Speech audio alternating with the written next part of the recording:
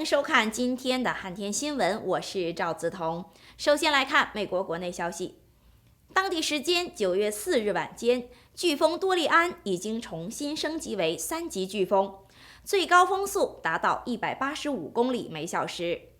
周三晚间，多利安到达南卡罗来纳海岸，并于5日向北卡罗来纳推进。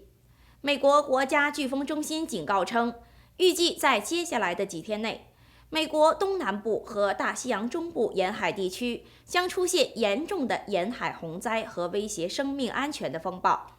在巴哈马，飓风已经造成至少20人死亡。Hurricane Dorian pounding the Carolinas with heavy wind and strong rain. More than 200,000 people are without power as the storm intensifies. Pounding rains and strong winds, Dorian is punishing the Carolinas, generating funnel clouds like this one spotted in Wilmington, North Carolina, and ripping apart these homes in Brunswick County, North Carolina, and quickly flooding the streets of low-lying Charleston, South Carolina, where the mayor had said he wanted the city to be a ghost town. Late last night, as I went around, it was just that. People were out of the streets. They were safe. They were either out of town or hunkered down. Flooding is the big concern for many areas. As Hurricane Dorian moves northward along our coast, there will be flash flooding. I urge everyone, even those inland, to pay close attention to flood watches and warnings. Mandatory evacuations went into effect on Monday for more than 1 million coastal area residents in the Carolinas and Virginia, some heeding the warnings. When you say mandatory, there's got to be a reason why they're evacuating an entire city. Others sheltering in place, ready to weather the worst of it. We never leave. I don't know why. We stay. The winds have been intense all morning, and now you can see on the boats behind me, they're starting to rip up some of the sails and the American flag. Everything within this river area is just bouncing around. Now, more than 100 trees have been knocked over in the city of Charleston alone, and the big concern in the next couple hours is the flooding. We get closer and closer to that 2 p.m. deadline where the high tide starts to come in. We're going to have more of a surge of water coming in as well, and we could see a lot more flooding. In Charleston, Connor Powell, back to you. 美国总统川普当地时间4日在白宫椭圆形办公室面对媒体，针对飓风多利安发言。引发争议的是，他在当天使用的是国家飓风中心上周对飓风最初的观察地图，已经不再准确。目前，飓风的路线和等级早已与当时的情况相差甚远，但川普总统却拒绝承认此事，并多次强调阿拉巴马州可能遭受侵袭，希望民众警惕。但在新的路线图上，飓风已经不会经过此处。President Trump quadrupling down. But that was the original chart, and you see it was going to hit not only Florida but Georgia. It could have was going toward the Gulf. That was what was originally projected, and it took a right turn. Again, falsely claiming Alabama was in the path of Hurricane Dorian when he said so on Sunday. It may get a little piece of a great place. It's called Alabama, and Alabama could even be in for at least some very strong winds, and something more than that it could be. The president showing reporters in the Oval Office an altered map Wednesday with a black line crudely extending the cone of the hurricane track to include Alabama. But a similar map released last week did not include the mark. It's a crime to alter official government weather forecasts. The president initially made the claim about Alabama on Twitter Sunday morning, but it was debunked by the National Weather Service office in Birmingham just 20 minutes later, reassuring Alabama will not see any impacts from Dorian. We repeat, no impacts from Hurricane Dorian will be felt across Alabama. Sources tell CNN there was a discussion about the early models of the storm before Wednesday's briefing, and that a White House official in the room drew on the map to show that Hurricane Dorian could have been much worse. A source familiar with the Oval Office briefing would not deny the president drew the black Sharpie line in the map. However, the president later denied knowledge of the alteration. And that map that you showed us today looked like it almost had like a Sharpie. I don't know. Afterward, the president tweeting this map to try to bolster his argument. But that image is dated August 28th, before the forecast became clearer and 4 days before the president's initial tweet. In small print at the bottom, a disclaimer reads, NHC advisories and county emergency management statements supersede this product.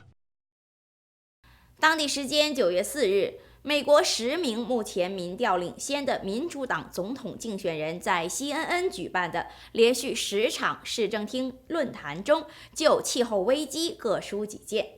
这是美国电视媒体首次在黄金时段举办此类专门讨论总统竞选中问题的电视节目。每一位竞选人都有单独的半个多小时时间接受主持人和现场观众的提问。节目中几乎所有竞选人都同意返回巴黎气候协议将是美国重回气候问题正轨的第一步，但在如何实现目标方面，竞选人之间存在着明显差异。The Democrats presented their plans to combat the climate crisis in Wednesday's town hall marathon, elevating the issue higher than ever before in a presidential election. We got to start choosing science over fantasy here. Frontrunner Joe Biden saying it's up to the United States to lead the fight. We should be in a position where we generate support around the rest of the world, and those who don't do their part, don't participate, then in fact they face consequences. The former vice president making this promise to a 19-year-old voter. How can we trust you to put us, the future, over the wants of large corporations and wealthy individuals? Because I've never done it. I've never made that choice my whole career. Simple. In between explaining her many plans, I've got plans. I've got a $2 trillion plan. I've got a $1 trillion plan. And Senator Elizabeth Warren warning Democrats about getting distracted by conversations like regulating light bulbs, a reference to the Trump administration's rolling back energy efficiency rules Wednesday. This is exactly what the fossil fuel industry hopes we're all talking about. They want to be able to stir up a lot of controversy around your light bulbs, around your straws, and around your cheeseburgers. When 70% of the pollution, of the carbon that we're throwing into the air comes from 3 industries. Bernie Sanders' response, a bit more concise. Would you reinstate those requirements as president? Defending the price tag of his $16 trillion climate crisis plan, the Vermont senator arguing it's possible to also focus on other policies like Medicare for all and free college. I have the radical idea that a sane Congress can walk and chew bubblegum at the same time. We are fighting for the survival of the planet Earth, our only planet.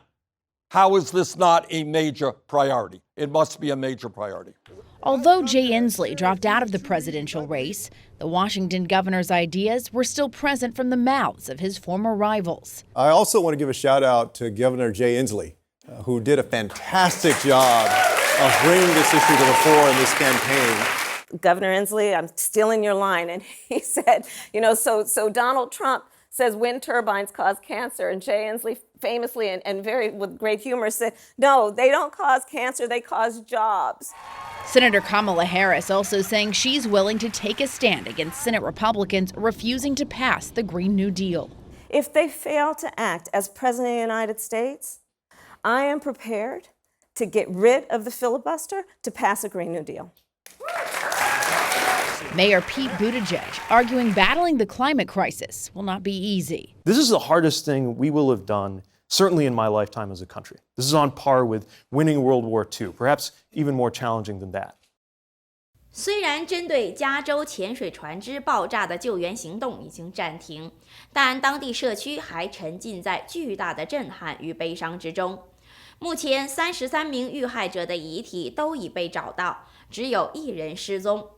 其中年纪最小的2名遇难者来自圣克鲁斯的一所学校。目前学校为他们专门举行了悼念仪式，纪念在不幸事故中丧生的生命，并希望社区能因此更加团结友爱。Our hearts and thoughts are with the families and victims and those yet missing, particularly those of our students and parents on board. Parents and students of Pacific Collegiate Charter School received word Monday that 2 of their students and 1 of the girls' parents were on board the conception. This couple have nieces that go to PCS and felt compelled to pay their respects. What do you do when you're part of a community? You show up for them, you know? You say, I'm here for you, and I'm here for this town, for Santa Barbara. This is a devastating tragedy for us, but it's a devastating tragedy for Santa Cruz. There were also Facebook posts by Brett Harmeling, who identified his sister, Christy Finstad, as another one of the victims. Finstad's Facebook page was also filled with condolences. Finstad worked for the Santa Cruz Water Department from 2005 to 2015. Here's Mayor Martine Watkins. So we too are learning more information as it's coming in, but we feel it. We feel it here in the city of Santa Cruz in terms of losing one of our former staff members. Finstad is the owner and operator of Worldwide Diving Adventures, which still lists a Santa Cruz area phone number, but has a mailing address in Winters near Sacramento. The company also lists this address in a condominium complex, but Finstad and her husband, John Chua, haven't lived there in a few years. Another diving company, Adventure Sports Unlimited in Santa Cruz, also organized a trip to the Channel Islands, but on a different boat. The trip was cut short after the accident. We found out the news and we had a little powwow, and we decided that the best course of action was to be in solidarity with the conception and to head back. 再来看国际方面的消息，英国议员周三通过了一项法案，防止首相约翰逊推动无协议脱欧，这也使新首相的强硬脱欧策略再度受挫。此外，反对派也阻止了首相关于提前大选的提议。约翰逊一直想要将国会选举提前至10月15日，在周三要求下议院针对此动议进行投票。